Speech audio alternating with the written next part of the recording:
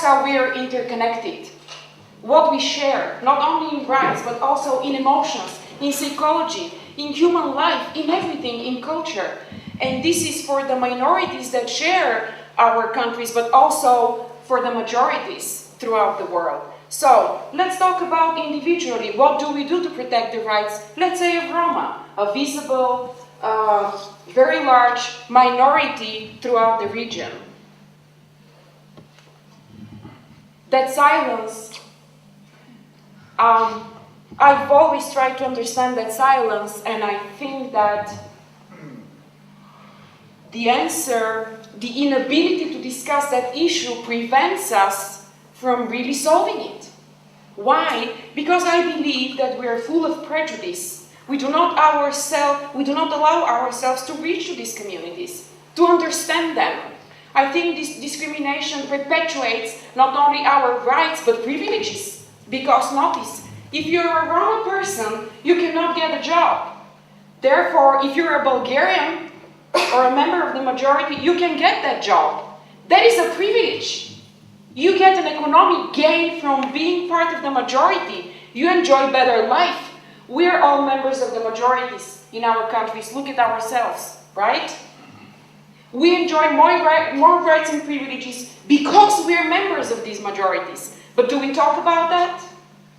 We have better education because we're ethnic Bulgarians, Croatians, or anything else. But that minorities, what do we do for them? They're denied these privileges. So let's talk about it.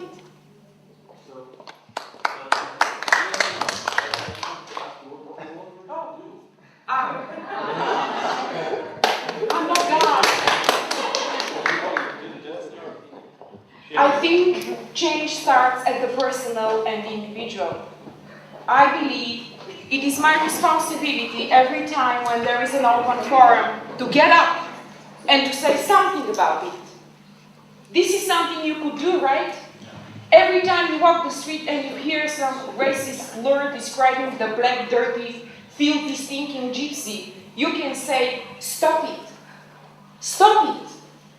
This gypsy is dirty not because of his race or ethnicity.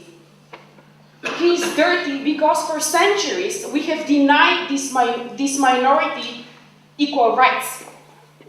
It is a matter of economics and social position. We benefit from keeping the gypsy in their position, or Roma, for that matter. Okay. What we should do is realize that all of us are gypsies. Thank you. So, because the microphone is in my hand, I would like to make a comment about the Roma discrimination in Bulgaria. This kind of discrimination which you are talking about is only obvious in the big cities in Bulgaria like Sofia, Burgas and Varna. I come personally from middle type of a town in Bulgaria, and I can say that there we live together with the gypsies, together with many Karakachans or half Greeks, as they are known all over the world, and of course with many Turks. And there is no such discrimination concerning the Romas. Nowadays, they are on the streets dressed in good clothes. Personally, I know many gypsies who are at high school, and even some who have already graduated high school and even study abroad.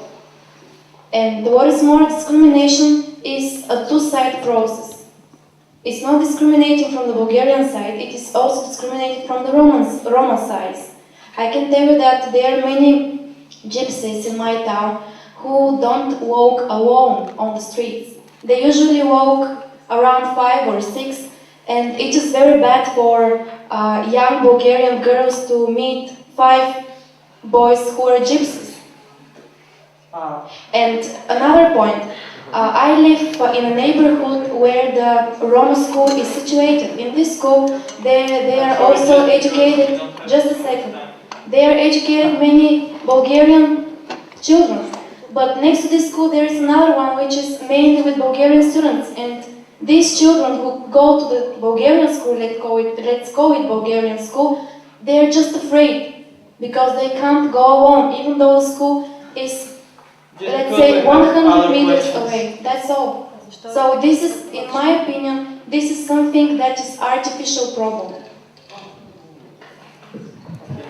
I just wanted to make a comment. On it because, from my point of view, I'm living in Europe for a long time already, and it came to my mind recently that Europe has these problems of discrimination on ethnics just because you have pure nations at some point. You have people who have pure blood. In Russia, we don't have this problem in this big sense because we don't have pure Russians. And in Russia, we ask each other, who are you? You're Russian, but how many % of Russian blood have you? So there is no pure Russian person, actually. That's why it cannot be even defined if, there are people who call themselves Russians, but do they have Russian blood? Usually they don't. You can have like a quarter of Ukrainian blood, a quarter of some blood from Georgia, then something that you classify as Russian blood. But then, if you go back to the history of your family, you find out that your grandparents were from Poland. So there is no pure Russian person, and that's why. We can't even define ourselves as Russians, and that's why we don't have such a division of schools as you have here in Bulgaria, or such a division as it is in Germany, where there is a school of Turkish immigrants and school of Germans, because you have pure the people with pure blood. But the countries, such big countries as Russia, for example, when we really have so many nationalities in it, I think it's much easier than to solve such problems. Thank you. You will forgive me, but I need to make that comment. I mentioned during the presentation of what we discussed that we should not be so fearful of the Americanization of the world. Probably this is the type of attitude or thinking that we should fear the most. Why? Because I think we're in denial. We refuse to understand. Pure and pure, nobody's pure. There are no pure races, madam. You watch American films. You're half American for that matter. You studied in Europe. What is Russian about you? Half of your culture originates in Western Europe. Russia has been colonizing other peoples. Half of you or half of your culture is contributed from peoples in Asia. You're a hybrid. There is nothing pure about any of us. But it is that type of approach that does not allow us to understand how Russians, Bulgarians and the rest connect to others. The global world is interconnected. This is the new thing and this is the exciting thing. We could exploit that interconnection to build a better future. Instead, we are measuring our blood drops. Well, then how this is perhaps what we should fear, not Americanization. And I'm done, I think. But thank you.